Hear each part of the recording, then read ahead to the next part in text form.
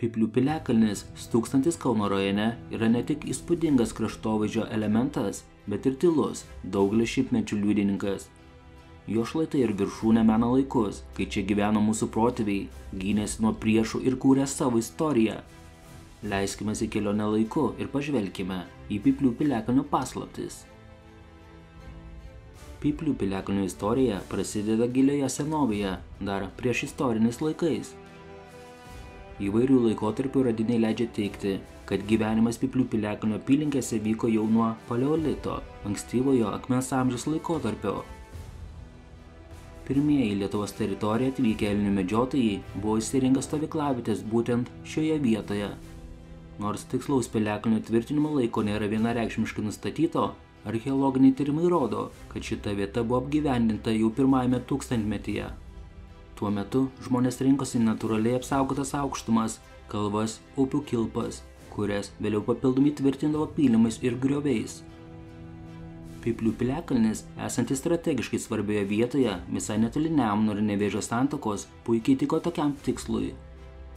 Manoma, kad Pyplių piliakalnis aktyviausiai buvo naudojamas vėlyvajame geležies amžiuje ir ankstyvajame viduramžių laikotarpyje, maždaug 1 tūkstantmečio antrojoje pusėje iki 14 amžiaus. Tuo laikotarpiu piliakalnė atliko ne tik gynybinę funkciją, bet ir buvo gyvenviečių centrai, visuomeninio ir religinio gyvenimo židiniai. Juose glaudėsi bendruomenės, kūrėsi amatai, vyko prekyba. Šalia piliakalnio bus surastos netgi 3 akmens amžiaus stovyklavietės. Pirmoji buvo ant Nemuno kranto, žemiau piliakalnio. Antroji į šiaurės vakarus nuo pirmosios arčiau Kačerginės, o trečioji aukštai ant terasos už piliakalnio. Lietuvos didžiosios kunigaikštystės laikotarpiu Pyplių piliakalnis, kaip ir daugelis kitų, išlaikė savo strateginę reikšmę. Nors rašytiniuose šaltiniuose Pyplių piliakalnis minimas sąlyginai retai, tačiau jo vieta prie Nemuno ir Nevėžio santakos leidžia daryti prielaidą, kad jis buvo svarbi gynybinės sistemos dalis. Tuometinė Lietuva nuolat kovojo su kryžiuočiais ir kitais priešais, todėl piliakalniai buvo pagrindinės gynybinės tvirtovės. Piliakalnio viršūnėje yra iškilęs kalnelis, kuris tarnavo kaip stebėjimo bei priešo sekimo punktas. Priartėjus kokiam priešui Nemuno upe, žinios apie tai būdavo siunčiamos už maždaug 9 km esančiai Kauno pilies įgulai. Tai buvo daroma ugnies bei dūmų signalų pagalba. Senovėje piliakalnio aikštelė buvusi aptverta stačių rąstų tvora, buvo ir pilaitės sargų trobelės. Piliakalnio funkcija galėjo būti susijusi su Kauno gynyba, o apylinkėse galėjo egzistuoti ir sėslus žemdirbių gyvenimas, aprūpinantis pilį. Nuo 15–16 amžiaus, tobulėjant karybos technologijoms ir atsirandant mūriniams pilims, piliakalnio gynybinė reikšmė palaipsniui menko. Pyplių piliakalnis netapo mūrinė pilimi ir kaip ir daugelis kitų medinių pilių apleistas prarado savo pirminę funkciją. Tačiau jisai nebuvo pamirštas. Per šimtmečius piliakalnis tapo svarbiu vietos gyventojų, tapatybės ir paveldo simboliu. Jo apylinkėse plėtojasi kaimai, keitėsi žemės nuosavybė, tačiau pats piliakalnis išliko nepakitęs. Vietos žmonės nuo seno puoselėjo pasakojimus ir legendas apie šią vietą. Per ilgą piliakalnio istoriją atsirado daugybė padavimų ir legendų apie pyplius. Pasakojama, kad daugelis matęs prie piliakalnio klaidžiojančias negeras ugneles. Kiti padavimai aiškina, kad piliakalnis supylė švedų ar prancūzų kariai nešdami žemę kepurėmis.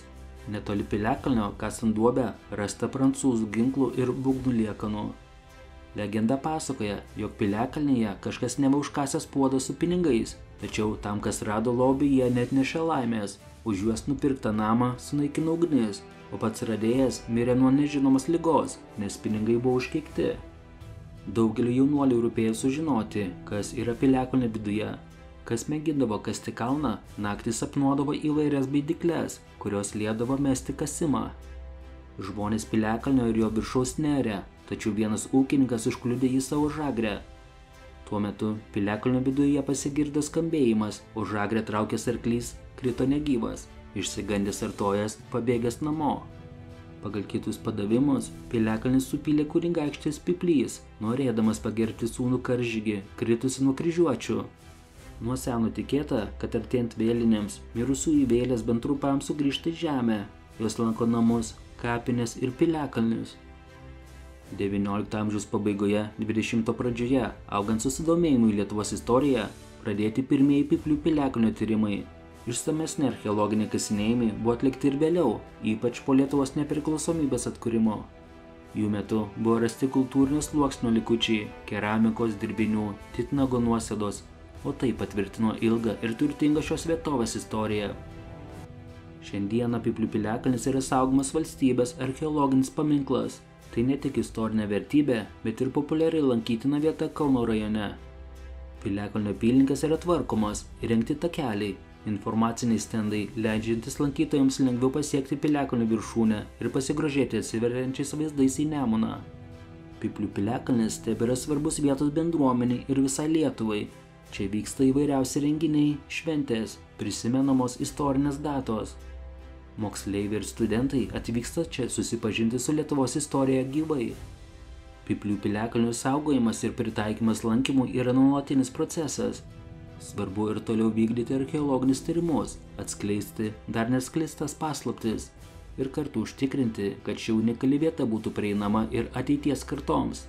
Tai įpareigojimas saugoti piliakalnio struktūrą, kultūrinį sluoksnį ir supažindinti visuomenę su jo istorija ir reikšme. Pyplių piliakalnis tai ne tik kalba, tai gyva istorijos knyga, kurios kiekvienas kampelis mena tūkstančius metų. Aplankykite jį, pajuskite jo energiją ir prisilieskite prie Lietuvos praeities. Tai didis, bet mažas puslapis Lietuvos istorijos. Šiame YouTube kanale mes bandome supažindinti jūs su nepaprasta Lietuvos istorija. Prie šio tikslo galite prisidėti ir jūs, paremdami finansiškai įdomiosios dokumentikos projektą. O dabar ačiū, kad žiūrėjote, nepamirškite prenumeruoti mūsų YouTube kanalo, kad nepraleistumėte daugiau panašių video apie Lietuvos istoriją. O dabar iki susitikimo kitame įdomiosios dokumentikos video. Patinka įdomioji dokumentika ir norite daugiau kokybiško turinio, ne tik apie mūsų supantį pasaulį, bet ir apie Lietuvos istoriją?